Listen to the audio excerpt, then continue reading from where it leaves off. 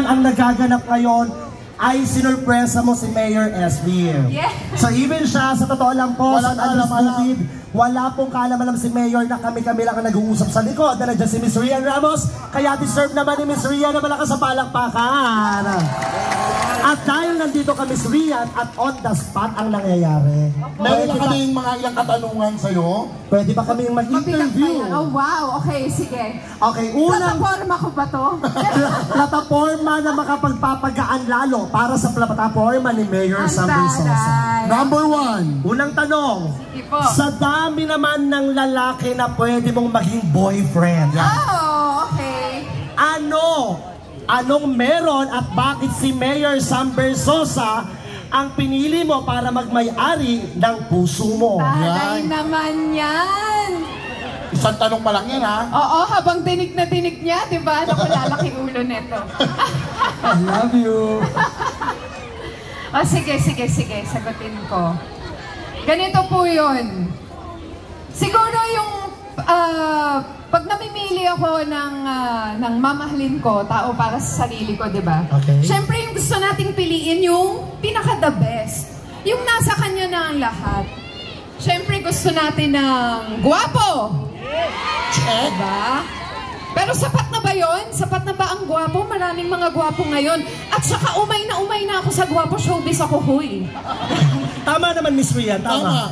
Sapat na ba ang gwapo? Hindi, dapat matalino din. Check. Oh, check. Dapat matalino. Dapat mabait. Check. Ito po yung pinaka-paborito kong dahilan. Ito po yung yung difference. Ito yung pinagkaiba doon sa iba. Kasi marami namang gwapo, marami namang mabait, marami naman ding matalino. Tama. Pero yung difference po talaga na na-discover ko kay Sam, pinalaki siyang mabuti ng mga magulang niya. Mabuti ang puso niya. Pure yung intentions niya. At may pakialam sa iba, hindi puro sarili.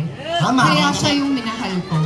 Wow! At nasagot ng buong buo. Una pa lang yon. Pangalawang tanong. Ay, akala ko yun lang.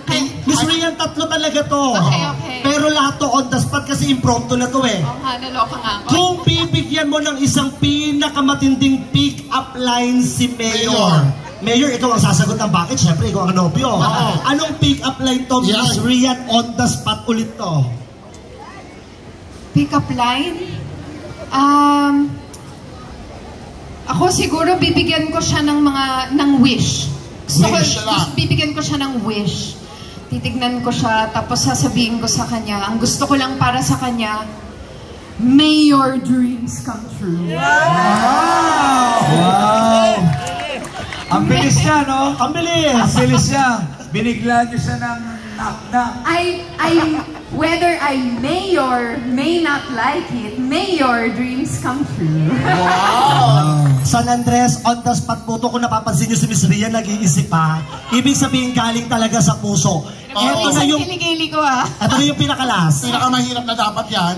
Dahil naniniwala ang buong Maynila at kiniklaim na natin na si Mayor Samber Sosa na ang uupo na bagong mayor sa Maynila. Anong Miss Rian Ramos ang pwede mong ibigay sa kanya pag mayor na siya? Ay, grabe na.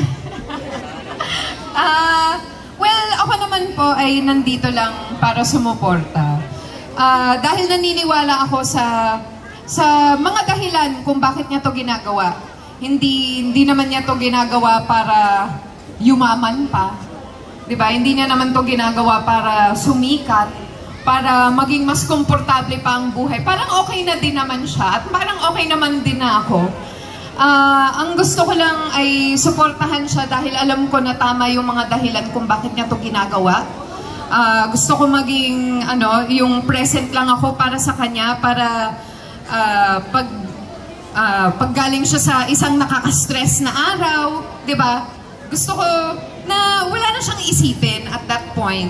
At saka gusto ko din na nandun ako para sa inyo, kung okay lang. Kung tatanggapin nyo din. Gusto ko malaman talaga kung ano yung mga maitutulong ko. Kung saan ako pinaka magiging useful, dun ako.